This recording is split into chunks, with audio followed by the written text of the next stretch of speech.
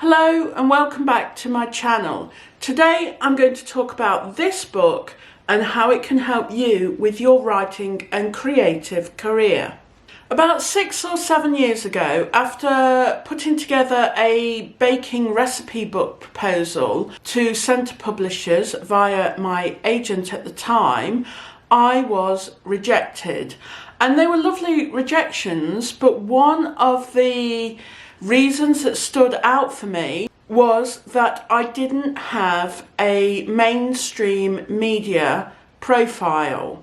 And back then, to successfully sell a recipe book, you needed to be on TV. I don't have any ambitions to be on the TV, and quite frankly, I wouldn't know where to start. So I vowed right there and then that I was going to create a platform for myself via social media rather than traditional media. I hired a coach. I started to take Instagram seriously, and A Bookish Baker, the blog, and A Bookish Baker, the Instagram account, was born. On my blog and on Instagram, on a regular basis, I would share recipes, I would share photographs of what I'd made, I would share the behind the scenes of my baking, and I would even create photographs with my baking ingredients sort of scattered across the table. And without realising, what I was actually doing was starting to show my work. And through this, I was beginning to build an audience and authority on social media. Things are a little bit different now. My niche has changed. I'm no longer in the baking niche. I am more in the writing niche, but the principles remain the same. I firmly believe that if I want to find an audience for my future published work, I need to show it and share it on social media right now. I'm not just talking about glossy, polished, final drafts of things, but I'm talking about the messy bits, the angst that goes on in my head, the ups, the downs, as well as the little wins that happen to me. And my view is that once I'm published, I don't fancy being a salesperson, asking people to buy my book. What I'm doing is finding an audience who will be passionate about my work before my book is published. And then once the book is published, they would happily buy it because they know what they'll be getting and they trust me. Do you know what? Even if they don't buy the book, the fact that they're with me on this journey is a real comfort, and it encourages me to push myself that little bit more every time. And this is very similar to the premise that Kleon talks about in his book, Show Your Work. This book speaks to me so much, and with each page I felt seen, first of all, but I also felt encouraged that I was on the right track and inspired to do more. So I thought I'd share some of the key messages of the book that really stood out for me, in the hope that it'll inspire you too. Kleon is a writer who also draws, and he talks a lot about creativity in the digital age. If you're a writer or an artist, a maker or a creator, and you want to sell your work in the future, this book is all about being findable on the social networks rather than doing lots of networking. And this is all based on the premise that people are now more interested in how the work gets created, the processes that the artist goes through, rather than just the finished product. And I know this is true for my own personal things that I really enjoy. I love films about writers. I love to watch time lapses on Instagram where people are doing a watercolour or filling in a bullet journal or even making and decorating a cake. I love to read memoirs about writers and all the angst and background stuff that goes on before a book is actually published, all the things that you never know about. And I also like documentaries on writers. So for example, when J.K. Rowling was finishing the final Harry Potter book, and there was a documentary series about this which you can find on YouTube, and I found that really inspiring. If I can find it, I'll link that documentary below. So not only is seeing the artist at work fascinating, so how their desk is set up, even little things like the coffee stains on their notes or inside their notebooks, and how they have structured the outline for their novel. I find that all really, really fascinating, but I also find it inspiring. And that is partly why I do those things myself. I now show inside my notebooks. I now share my desk on Instagram and talk about the daily processes that I go through. Before the internet, there was no way of seeing all of this process work. You may have, I don't know, the artist or writer may have been interviewed for a magazine or for a newspaper, and you might get a little bit of insight there, but mainly people just see the finished product when the book arrives in the bookshop or when the artwork appears in a gallery. That is all you see. But social media has changed all of that. And there's not just one way of sharing. There's numerous ways, whether that's Instagram and YouTube, which is what I do, and my blog as well. But there's also Twitter, Facebook if you wanted to. It's not just about sharing your work though, it's all about developing as an artist. And one of the first things that Austin talks about is finding your voice. And one of the best ways of finding your voice is by using it on a daily basis on social media as you share your work. And this is something that I've talked about in the past. I did a video recently on how Instagram has really helped develop my writing voice, which I will link in the description box below. Actually, I think Instagram has been one of the best things I've ever done as a writer in terms of developing me and my skills. A little bit further into the book, I think it's about page 23, there is a paragraph there that really made me sit up straight, and I thought, could this really be true? And I'll read the paragraph out for you now. It sounds a little extreme, but in this day and age, if your work isn't online, it doesn't exist. We all have the opportunity to use our voices, to have our say, but so many of us are wasting it. So do you think this is true? At first I thought, nah, that really can't be true. But then I remembered a friend of mine introduced me to a writer a number of years ago this was, and she thought I could help him with his online presence to find an audience for his writing. And he said, nah, not interested.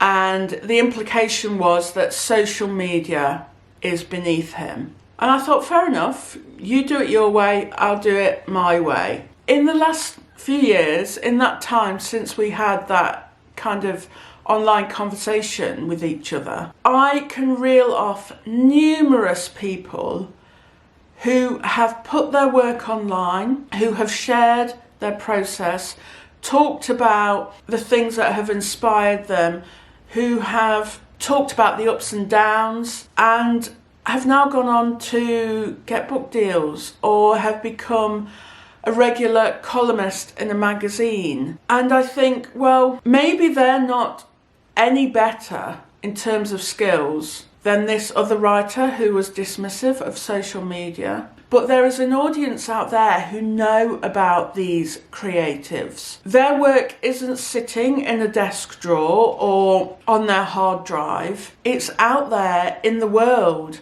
and it's seen by an audience, but also by gatekeepers, so publishers, literary agents, maybe people in the music business, people in mainstream media, and they're going places, they're doing something with their creativity. His is still sat on his laptop.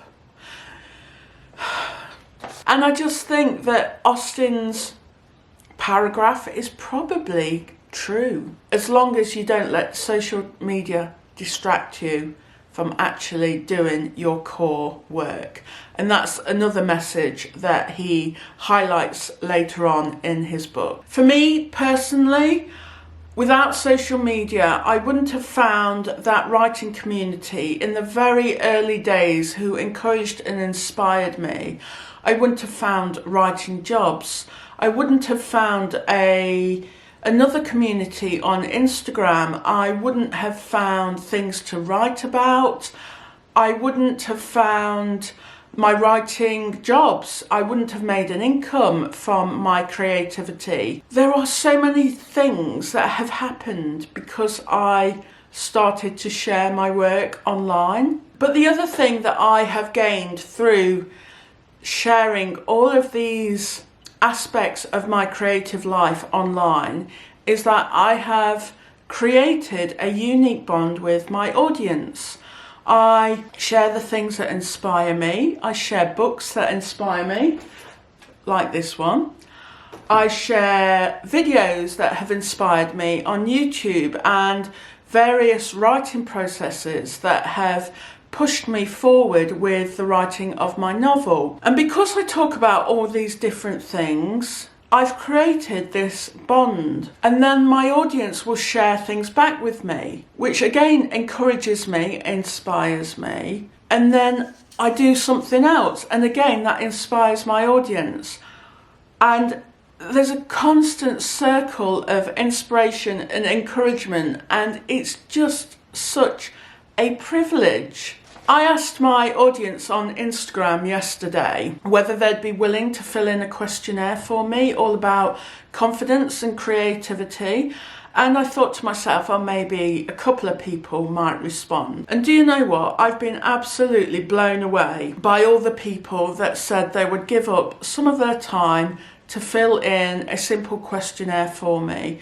And that is incredibly humbling. But I think it's happened because I've created this bond. As Austen says, people really do want to see how the sausages get made. I also like Austen's view that sharing your work can also be a way of documenting your work. He gives an example. Chris Hadfield, who went up into the International Space Station in 2013, and he didn't just want to show the glamorous side of being an astronaut. He also wanted to show the day-to-day life of being on the International Space Station. And I know as creatives, we're not astronauts, and sitting at our desks isn't the same as being in the International Space Station. But by documenting our day-to-day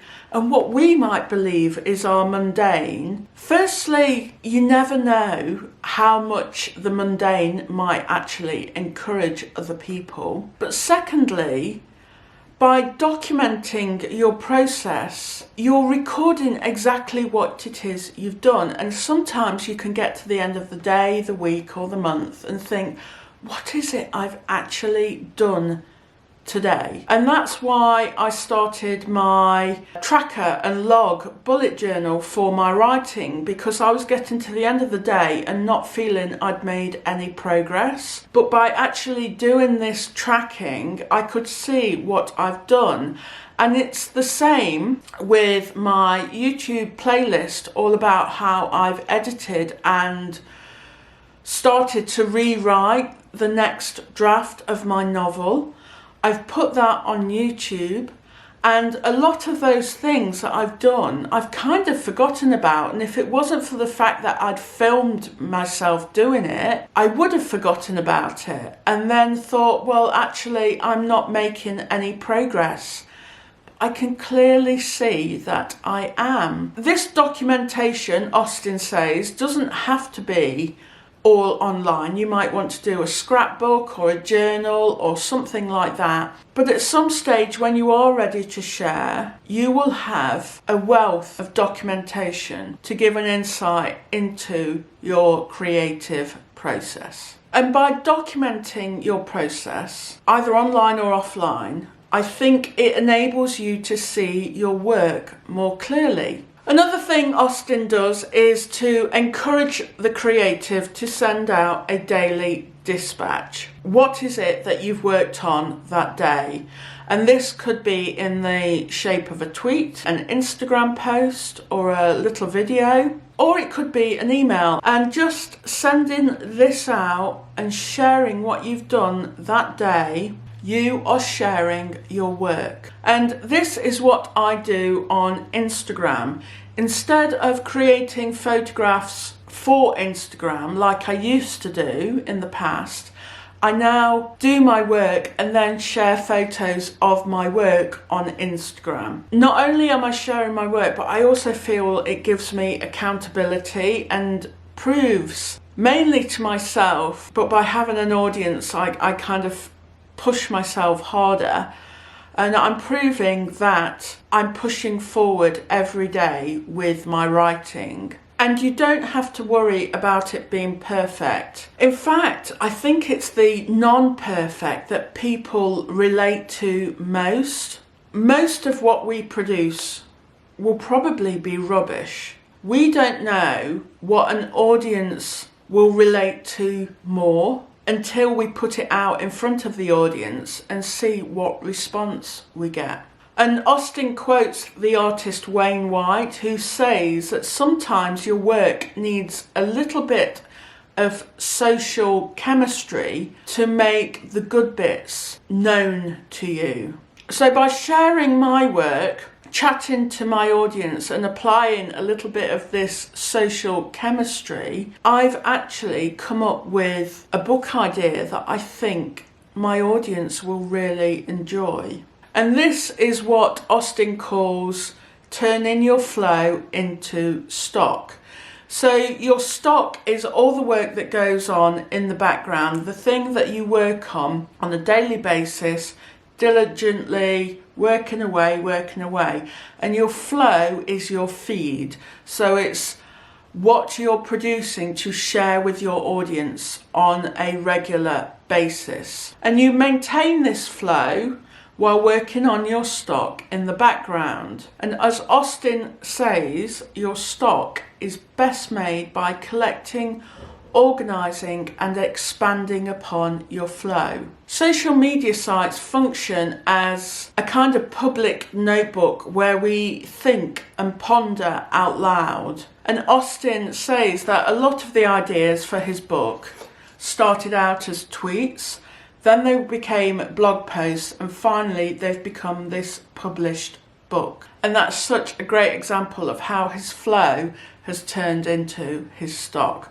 And hopefully I'm going to replicate that at some point in the future. The thing is, by talking about my lack of confidence with my writing, I've discovered an audience who feel the same way. And I've started to talk about this on YouTube, but also write about it on my blog. And now I have started writing a series of essays all about it on my Patreon account. And hopefully this will lead to something even bigger. All because I was thinking out loud on social media. So one of the final things that stood out for me is that Austen says to get yourself a domain name and to create your blog and to put your work on this blog. Your blog is your core work online. Don't be distracted like I've been in the past by all the shiny different platforms. Keep feeding your blog with your work. obviously use other platforms to bring in your flow, but really don't neglect your blog. Your blog is your core work, so you need to look after it. I've only just scratched the surface here of all the pearls of wisdom that are in Austen's book, but hopefully this gives you a real flavour of the sorts of things that Austen talks about. He also talks about vampires and trolls and not hoarding your knowledge. It's a brilliantly inspiring book with lots of food for thought, and I really highly recommend it. And I've linked it in the description box below if you're interested. My next video will be all about inside my notebooks from the month of January, and that's where I am going to be sharing my work with you. If you enjoyed this video, don't forget to give it a thumbs up. Click on that subscribe button, and I will see you next time for another video. Bye for now. Bye.